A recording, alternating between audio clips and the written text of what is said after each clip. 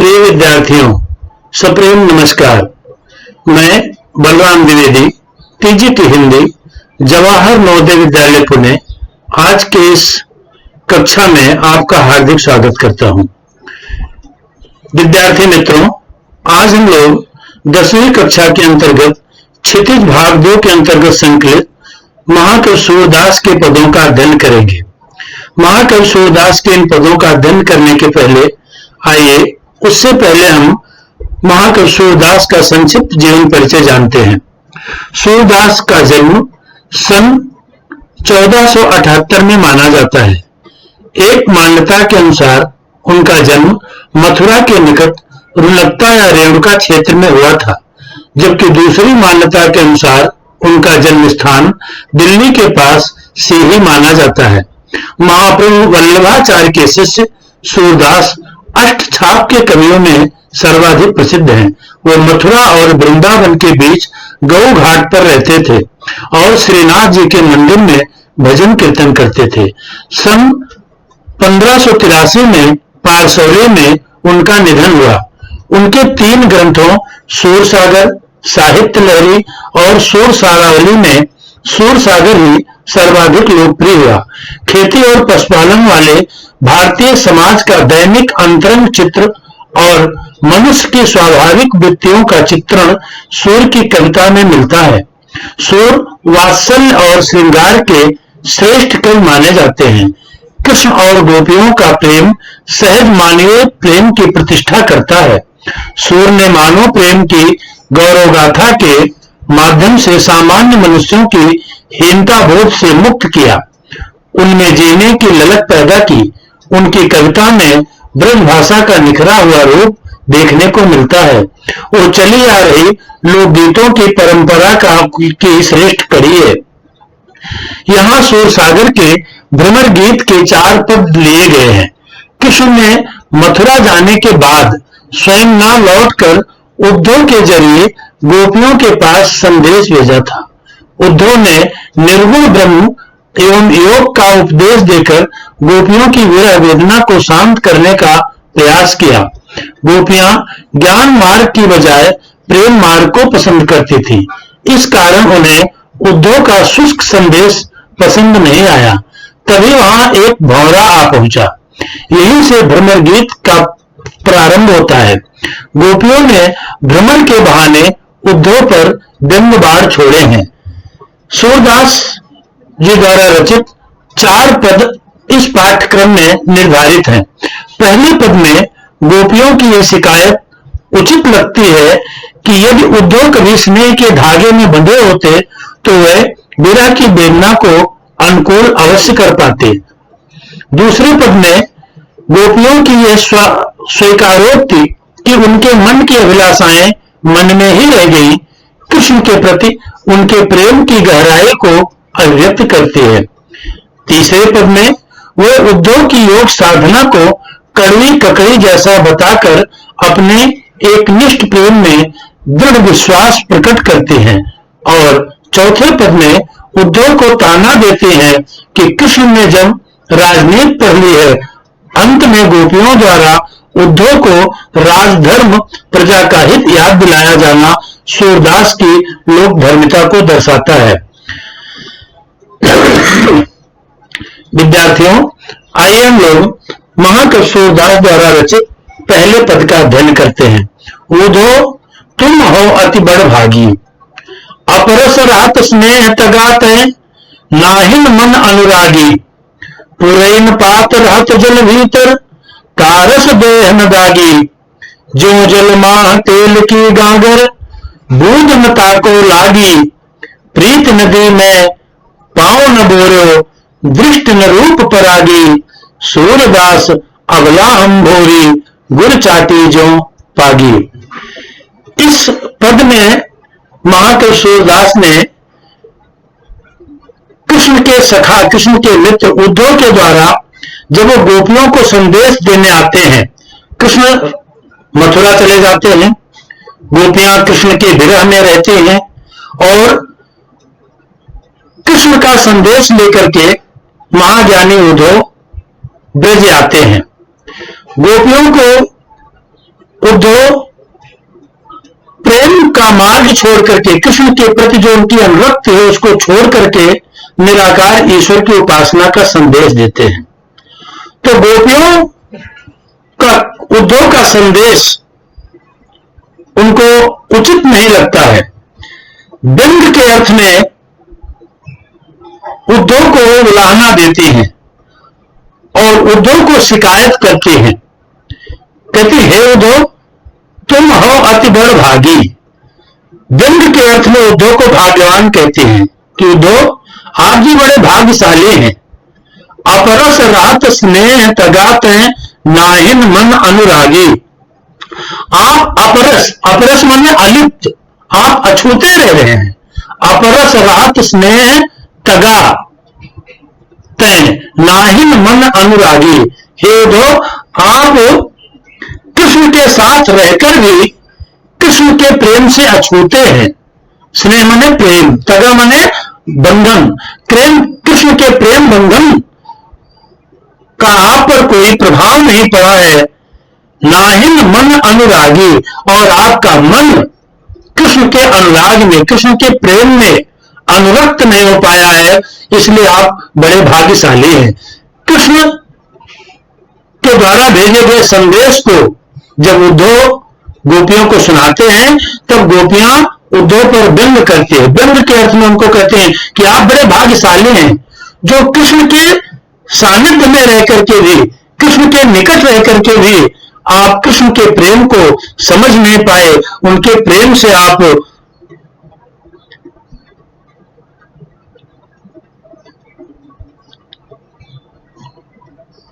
अनुरक्त नहीं हो पाए। कहते पुरैन पात रहत जल भीतर। हे उद्धव, जिस तरह से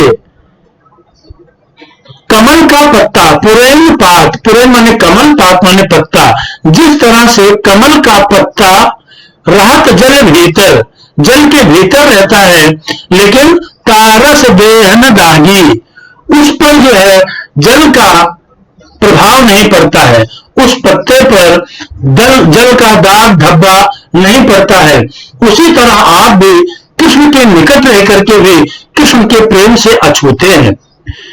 गोपियां उद्धव पर व्यंग करती हैं, कहती हे उद्धव, जो जल माह तेल की गागर बूंद मता को लागी। जिस प्रकार से जल में तेल की गागर, तेल का घड़ा रहता है, उसको डुबोया जाए, लेकिन तेल की चिकनाहट इतनी ज्यादा उस घड़े पर होती है कि उस पर पानी की बूंद का कोई प्रभाव नहीं पड़ता है। हे उद्धव, आप उसी तरह है। क्यों? क्योंकि आप पर कृष्ण के प्रेम का कोई असर ही नहीं पड़ता है। उसी तरह जैसे तेल की गागर जल में डुबोई जाती है, लेकिन उस पर कृष्ण के प्रेम रूपी बूंद का कोई प्रभाव नहीं पड़ता है। प्रीत नदी में पाँव न बोरो, दृष्टि न रूप परागी। हे उद्धव, आपने कृष्ण की प्रीति रूपी नदी में अपने पांव का स्पर्श ही नहीं किया है। उद्धव से गोपियां कहते हैं कि तुमने कभी प्रेम की नदी में पांव रखा ही नहीं। प्रीत नदी में पांव न बोलो। गोपियां कहती हैं कि आपने तो कभी आपने प्रेम की नदी में पांव रखा ही नहीं, और ना तुम्हारी दृष्टि, दृष्टि न रूप पर आगी, और ना कभी आपकी दृष्टि कृष्ण के रूप सौंदर्य पर, उनके अनुराग पर कभी मुग्ध हुई। दृष्टि न रूप परागी, आप जो है कभी उस पर, परागी माने मोहित हुए, आपकी दृष्टि कभी कृष्ण के प्रेम सौंदर्य पर मोहित नहीं हुई। हे उद्धव, आप बड़े भाग्यशाली हैं जो इस तरह से कृष्ण के प्रेम से अलिप्त हैं, दूर हैं। लेकिन हम गोपियां तो, सूरदास जी कहते हैं कि गोपियों के माध्यम से सूरदास जी कहते हैं, सूरदास अबला हम भोरी। हम गोपियां, अबला, अबला माने नारी, यहां अबला का मतलब गोपियों के लिए है। सूरदास अबला हम भोरी। हे उद्धव जी, हम भोली भाली गोपियां केवल कृष्ण के प्रेम को जानते हैं। आपके द्वारा दिया गया निराकार ईश्वर की उपासना का उपदेश और योग का संदेश हम लोगों को उचित लग ही नहीं रहा है। हम तो भोली भाली गोपियां हैं, हम तो कृष्ण के प्रेम में उसी तरह से अनुरक्त हैं, गुड़ चाटी जो पागी। जिस प्रकार से गुड़ के साथ चींटियां लिपट जाती हैं, गुड़, गुड़ माने गुड़, चाटी माने चींटी, जो माने जिस प्रकार, पागी माने लिपटी हुई होती हैं। तो जिस तरह से गुड़ के साथ चींटियां लिपटी होती हैं, उससे वो अलग नहीं हो पाती हैं, उससे वो पृथक नहीं हो पाती हैं, उसी तरह हम भोली भाली गोपियां भी कृष्ण के प्रेम में इतने अनुरक्त हैं, कृष्ण के प्रेम में इस तरह से लिपट गए हैं कि हम उससे अलग ही नहीं हो पाते हैं। तो इस पूरे पद में गोपियों ने उद्धव पर दंड किया है और उनको भाग्यवान कहती है कि उनके अनुसार उद्धव सौभाग्यशाली है। न उन्होंने कृष्ण के प्रेम किया और न ही उनको प्रेम की पीड़ा, प्रेम का अनुराग मालूम है। तो इस प्रकार से इस पद में ब्रज भाषा के सुंदर ललित प्रयोग के माध्यम से गोपियों ने कृष्ण के द्वारा जो उद्धव का संदेश भेजा गया उद्धव के माध्यम से, तो गोपियों ने उद्धव के तर्क का खंडन किया है और उद्धव से उन्होंने अपने व्यंग कसते हुए उनको जो है भाग्यशाली कहते हैं और कृष्ण के प्रति अपने प्रेम भावना को उन्होंने व्यक्त किया है। यहाँ गुड़ का प्रयोग जो है और चींटियों का प्रयोग कृष्ण की दीवानी गोपियों के लिए हुआ है कि हम लोग तो कृष्ण के प्रेम में ही उसी तरह से अनुरक्त हैं जैसे गुड़ के प्रति चींटियां अनुरक्त रहती हैं, उसे लिपटी रहती हैं, वैसे ही हम कृष्ण के प्रेम में अनुरक्त हैं। तो इस पूरे भाषा इसमें पद में ब्रज भाषा का सुंदर प्रयोग किया गया है और जो है पुरैन पात में और ज्यों जल में, इन सब में अनुप्रास अलंकार का सुंदर प्रयोग किया गया है। अब आइए हम लोग दूसरे पद का भावार्थ समझते हैं, उसके पहले हम आइए इस पद को पढ़ते हैं। मन की मन ही माझ रही, कहिए जाए कौन पे उधो, नाही परत कही, अवधि आधार आस आवन की, तन मन बिथा सही, अब इन जोग संदेश न सुनि सुनि, बिरहिन बिरह दही, चाहत होते गुहारी जितै तै, उठतै धार वही, सूरदास अब भीड़ धरे क्यों, मर जादा न लही। इस पद में भी ये भी भ्रमर गीत का ही पद है और इस पद में विरह व्यथित गोपियां कृष्ण के मित्र उद्धव को उलाहना देती हैं, शिकायत करती है। कहती है उद्धव, मन की मन ही माझ रही, उद्धव हमारे मन की प्रेम भावना हमारे मन में ही रह गई। हम कृष्ण से प्रेम किए तो, लेकिन कृष्ण का भरपूर प्रेम हमको मिला नहीं, हमारी प्रेम भावना हमारे मन में ही रह गई। ये उलाहना शिकायत करती हुई गोपियां उद्धव से कहती हैं, मन की मन ही माझ रही, हे उद्धव हम गोपियों की प्रेम भावना हमारे मन के अंदर ही रह गई, हमने इसको अपनी प्रेम भावना को हमने व्यक्त ही नहीं कर पाई। अब तुम ही बताओ कि हम इसे व्यथा को जाकर किसके कहें, कहिए जाए कौन पे उद्धव नाही परत कही। कृष्ण से हमने प्रेम किया और कृष्ण हम लोगों को छोड़ करके मथुरा चले गए, तो अब हम इस प्रेम की भावना को कहिए जाए कौन पे उद्धव, हे उद्धव आप ही बताइए कि इस किस के प्रति प्रेम की अनन्य भावना को हम जाकर किससे प्रकट करें। ना ही परत कही, हम इसको व्यक्त ही नहीं कर पा रहे हैं, इस प्रेम की पीड़ा को कहा भी तो नहीं जा सकता और हम कहें भी तो किससे कहें।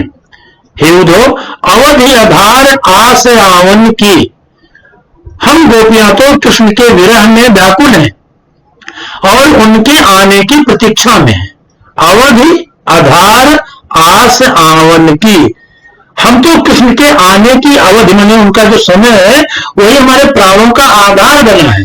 अवधि आधार आस आवन की, उनके आगमन की आशा कि मथुरा से लौटकर फिर से आएंगे, हम लोगों से मिलेंगे, वही हमारे जीवन का आधार है।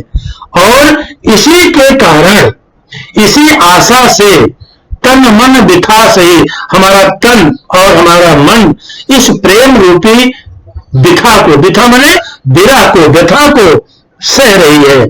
परंतु अब जो तुम्हारे द्वारा अब इन जोग संदेशन सुन सुने, हे उद्धव जी, आपके द्वारा जो योग का संदेश हम गोपियों को, हम विरहिणी गोपियों को सुनाया जा रहा है, ये हमारी समझ से परे है, ये हमको समझ में नहीं आ रहा है। अब आपके द्वारा विरह योग, जो योग का संदेश है, उसको सुन सुन करके हमारी व्यथा, हमारी विरहीन विरह दही, हमारी जो विरह की आग है, विरहीन, विरहीन माने हम वियोग में जीने वाली गोपियां, विरह माने विरह, वियोग की, दही माने उसकी आग और प्रज्वलित हो गई है।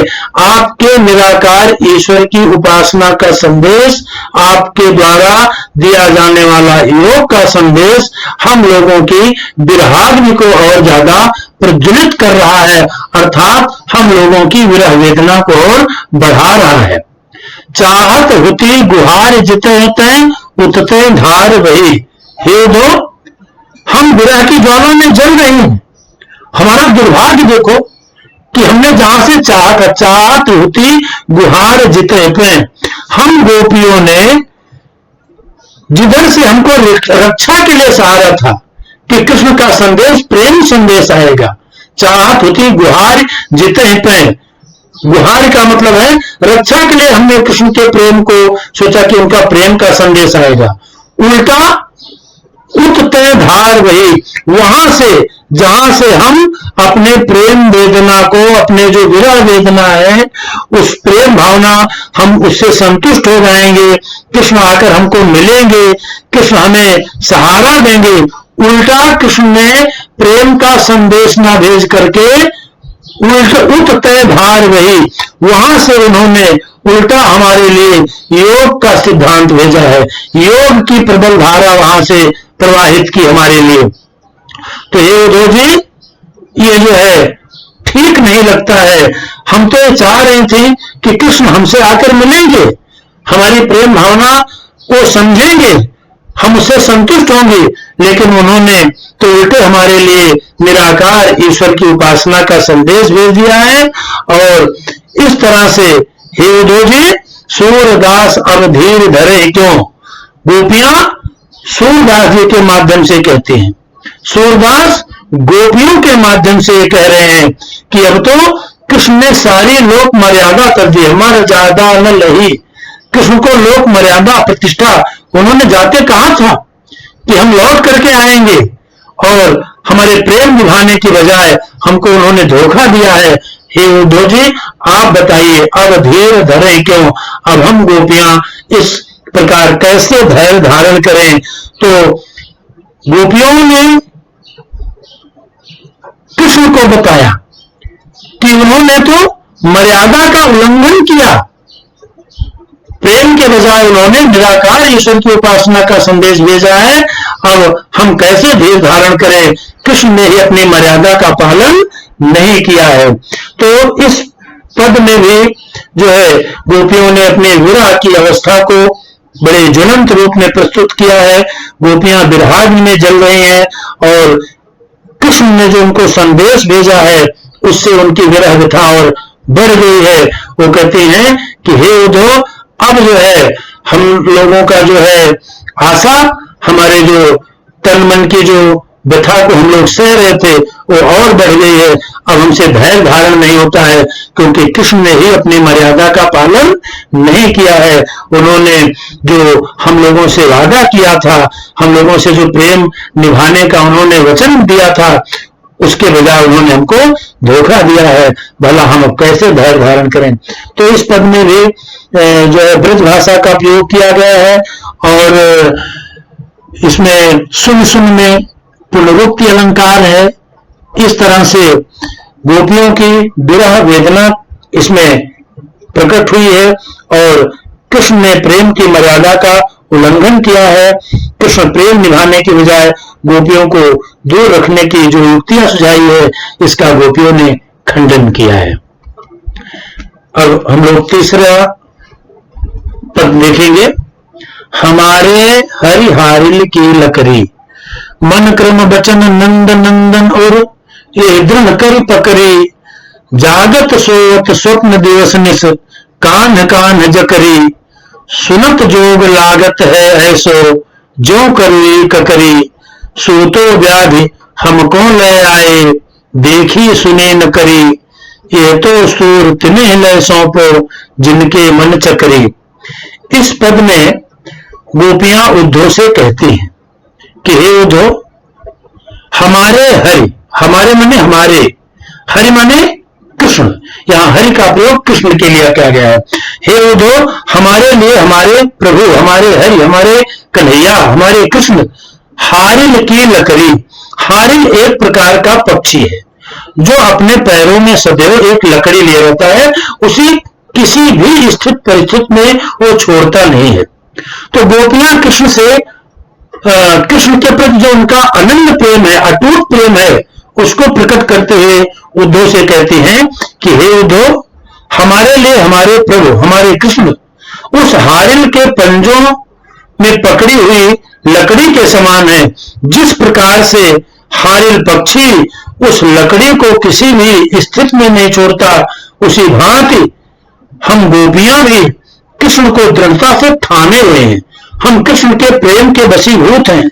हमने मन क्रम वचन नंद नंदन उर ये दृढ़ करी पकड़ी। जैसे हारिल पक्षी उस लकड़ी को बड़ी दृढ़ता से पकड़ता है, वैसे हम ब्रज की गोपियां भी कृष्ण के प्रेम को मन से, वचन से और कर्म से, मन क्रम वचन, हम गोपियों ने भी मन से, कर्म से, वचन से नंद नंदन उर, नंद माने नंद बाबा के, नंदन माने नंद बाबा के पुत्र, अर्थात कृष्ण को भी हम लोगों ने उनके प्रेम को, कृष्ण के प्रेम को उर माने अपने हृदय में पूरी दृढ़ता से बसाया है। पूरी दृढ़ता से हमने कृष्ण के प्रेम को अपने अंदर बसाया हुआ है। हमारे मन क्रम और वचन में कृष्ण पूरी दृढ़ता से बसे हुए हैं। हम उनसे अलग है ही नहीं। किस किस अवस्थाओं में हमको कृष्ण से प्रेम है? जागत सोवत स्वप्न दिवस निश, हे उद्धव, हम अहर्निश कृष्ण के प्रेम के वशीभूत हैं। उनके प्रेम के अतिरिक्त हमको कुछ अच्छा ही नहीं लगता है। हमारे जीवन में जो कुछ शोभनीय है वो कृष्ण का प्रेम है। जागत, हम जागते हैं तो भी कृष्ण के वशीभूत हैं। सोवत, हम सोते हैं तो भी कृष्ण के प्रेम के वशीभूत हैं। हम स्वप्न देखते हैं तो भी कृष्ण का ही देखते हैं। दिवस निश, हम दिन में भी रहते हैं तो हमारे लिए कृष्ण का प्रेम है। निश माने रात, हमारे लिए कृष्ण रात में भी, दिन में भी, जागते भी, सोते भी, स्वप्नावस्था में भी, प्रत्येक क्षण हम कान कान जकरी, हम कृष्ण कृष्ण के नाम को, जकरी माने रटते रहते हैं, माने कृष्ण के नाम के माला हम जपते हैं। हम गोपियां अनवरत कृष्ण के प्रेम में ही रहते हैं, कृष्ण के प्रेम में ही हम जीते हैं। उद्धव जी, हम गोपियों की इस प्रेम अवस्था में आप ये क्या संदेश सुना रहे हैं?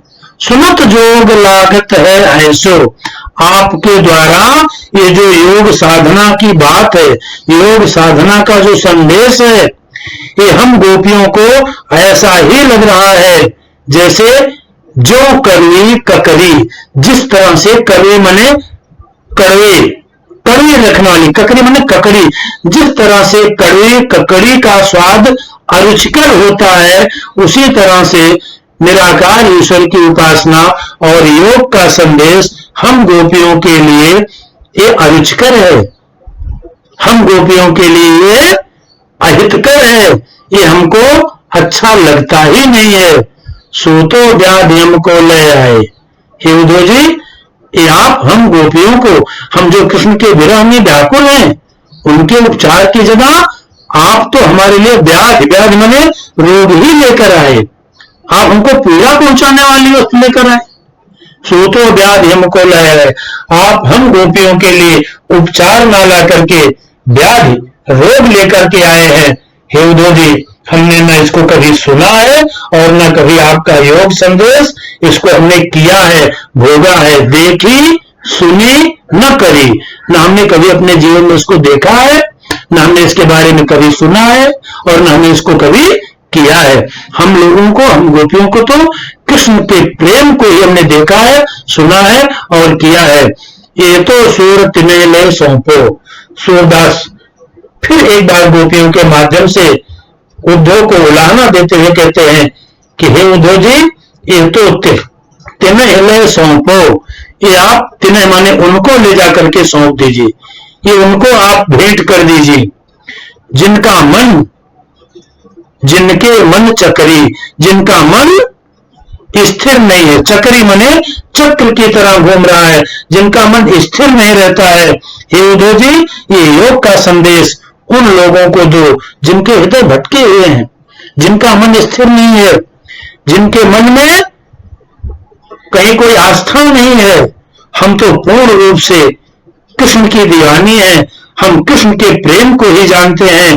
ये योग का संदेश हम क्या करेंगे? हमारे लिए तो जागते सोते स्वप्नावस्था में, दिवस में, रात में हम कन्हैया के प्रेमी बने हैं। हम कान्हा कान्हा कहते रहते हैं, हमारे मन क्रम वचन में हमारे कृष्ण बसते हैं, इसलिए हमारा मन कृष्ण प्रेम में पूरी तरह से स्थिर है। यह योग का संदेश उसको जाकर के सुनाइए जिसका मन स्थिर नहीं है।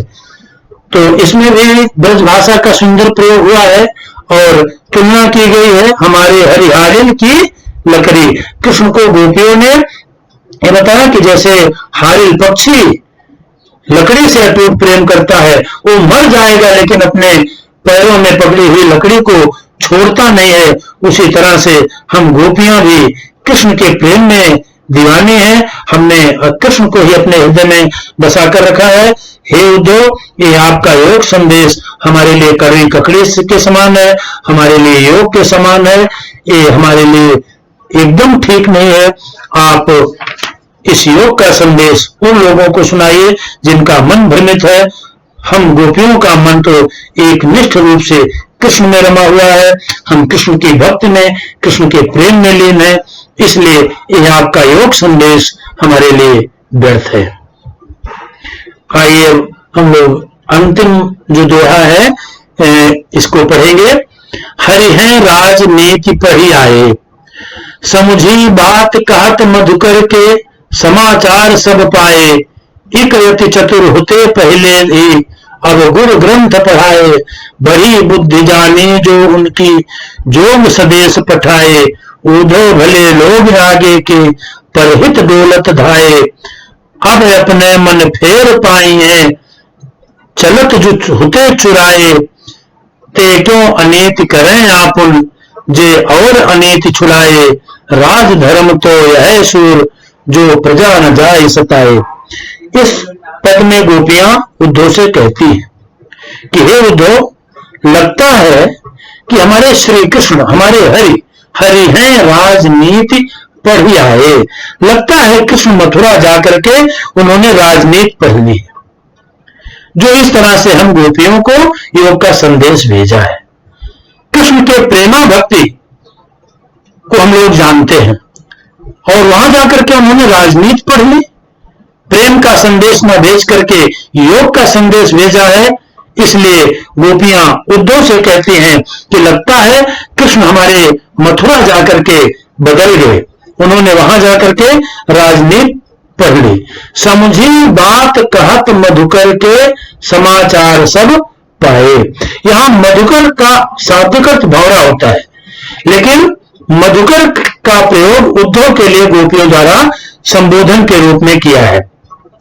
गोपियां कहते हैं कि हे उद्धव, हे भौरे, मैं तो तुम्हारी बात कहते सुनते समझ गई थी कि कुछ तो गड़बड़ है। समझी बात कहत मधुकर के, समाचार सब पाए। हे उद्धव जी, मधुकर माने उद्धव जी, जब आपका समाचार हम गोपियों ने सुना कि कृष्ण ने हमारे लिए योग का संदेश भेजा है, तो हमको समझ में आ गया कि ये कृष्ण वहां जाकर के राजनीति का पाठ पढ़ लिए हैं। अब सब समाचार हम जान गए हैं।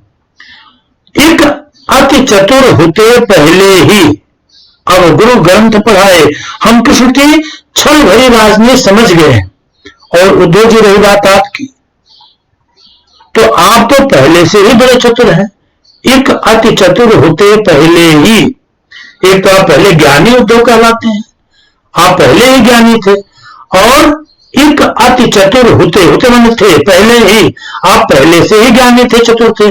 अब गुरु ग्रंथ पढ़ाए और आपको कृष्ण ने वहां से अपनी छल भरी राजनीति समझा दी है कि जाकर गोपियों को योग का संदेश सुना दो, गोपियों को जाकर के कृष्ण के प्रति प्रेम को छोड़ करके निराकार ईश्वर की उपासना का संदेश सुना दो।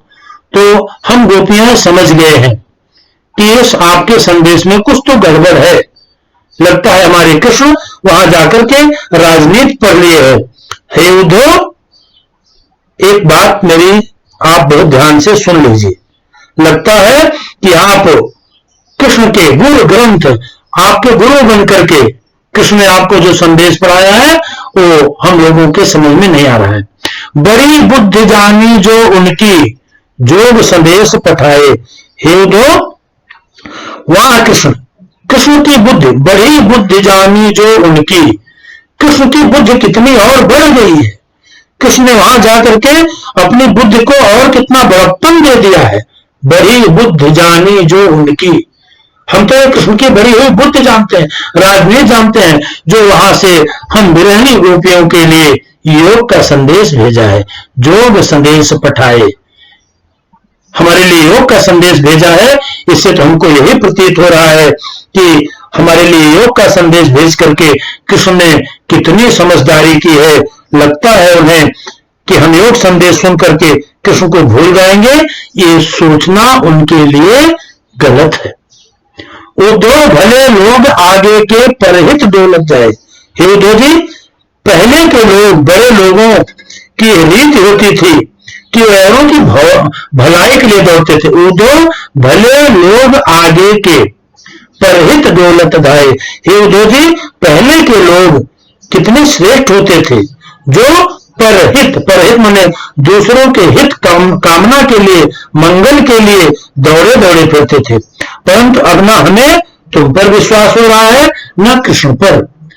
अब अपने मन फेर पाई है, चलत जो होते चुराए। हे कृष्ण, हे उद्धव, अब हमें कृष्ण पर भी भरोसा नहीं है और न आप पर है। कम से कम अब हमको ये लगता है कि अब अपने मन फेर पाई है, हमने तो अपने मन को कृष्ण के प्रति लगाया है। लगता है वो मन हमको फिर से मिल गया है। चलत जो होते चुराए, जब कृष्ण हम लोगों को यहां से छोड़ करके मथुरा जा रहे थे तो हमारा मन उन्होंने चुरा लिया था। हमारा मन कृष्ण के वशीभूत हो गया था। जाते जाते समय वो चुरा ले गए थे। परंतु एक बात उद्धव जी आप सुनिए, ते क्यों अनीति करें आपुन, जे और अनीति छुड़ाए। कृष्ण की एक बात हमको समझ में नहीं आ रही है। हमें यह समझ नहीं आता कि जो कृष्ण ते क्यों अनीति करे आपुन, अनीति माने अन्याय। हे उद्धव, वो कृष्ण अपने पर, हम गोपियों पर क्यों अनीति करेंगे, क्यों अन्याय करेंगे। जे और अनीति छुड़ाए, जो स्वयं दूसरों को अन्याय से बचाते हैं, जो दूसरों को, औरों को अन्याय से बचाते रहे हैं, वो स्वयं हम पर अन्याय क्यों कर रहे हैं। अन्याय का मतलब कि हम लोगों के प्रेम ना दे करके, हम लोगों को अपना अनुराग ना दे करके योग का संदेश क्यों भेज रहे हैं। ये बात हम गोपियों के, हम भोली भाली गोपियों के समझ में नहीं आ रही है कि जो कृष्ण दूसरे को अन्याय से छुड़ाते हैं, तो हम गोपियों पर, हम विरही गोपियों पर अन्याय क्यों कर रहे हैं। राज धर्म तो यह सूर, जो प्रजा न जाए सताए। हे उद्धव, सूर के शब्दों में गोपियां कहती हैं कि हे उद्धव, राज धर्म तो यही कहता है, राज धर्म तो यह। सूरदास जी गोपियों के माध्यम से कहते हैं, गोपियां उद्धव जी से कहती हैं कि हे उद्धव, प्रजा को सताया ना जाए, प्रजा न जाए सताए। एक राजधर्म क्या है कि जो प्रजा को सताया ना जाए। अतः कृष्ण को चाहिए कि अपना योग संदेश वापस लें और हमें अपनी प्रेम भक्ति दें। हम उनके प्रेम अनुराग के प्यासे हैं, हम उनके द्वारा भेजे गए योग संदेश को, उनके द्वारा भेजे गए निराकार ईश्वर की उपासना को हम नहीं चाहते हैं। हम कृष्ण के प्रेम को चाहते हैं, हम कृष्ण का दर्शन चाहते हैं। ये राजधर्म जो है, तो यही राजधर्म है कि जो प्रजा का, हम उनकी प्रजा हैं, हम उनकी गोपिकाएं हैं, हम उनके प्रेम के वशीभूत हैं, इसलिए हमको उनका प्रेम चाहिए। ये हम गोपियों पर योग का संदेश भेज करके कृष्ण अन्याय क्यों कर रहे हैं? क्योंकि वो दूसरे के अन्याय को तो स्वयं दूर करने वाले हैं। तो विद्यार्थियों, इस पद में भी गोपियों ने व्यंग किया है, कृष्ण के छल पर व्यंग किया है। कृष्ण के बजाय योग का मार्ग जो उन्होंने अपनाने का संदेश भेजा है, ये उनको सरासर धोखा जान पड़ता है। और गोपियों को विश्वास है कि जब कृष्ण से उनका मोह छूट जाएगा तो उनको उनका मन वापस मिल जाएगा, लेकिन वो छूटने वाला है नहीं, क्योंकि गोपियां एक निष्ठ भाव से कृष्ण के प्रेम के वशीभूत हैं। वो कृष्ण के प्रेम को ही पाना चाहते हैं। वो योग और निराकार ईश्वर की साधना को न करना चाहती हैं, न सुनना चाहती हैं, न देखना चाहती हैं। इस तरह से अलग अलग तर्क देकर के उद्धव के द्वारा दिए गए योग संदेश का खंडन करते हैं और कृष्ण के प्रति अपने अनन्य प्रेम भाव को प्रकट करते हैं। तो इस प्रकार आज हम लोगों ने सूरदास के जो पद अपनी पाठ्य पुस्तक में संकलित हैं, हमने इसका अध्ययन किया। आप सबका बहुत बहुत धन्यवाद, बहुत बहुत अभिनंदन।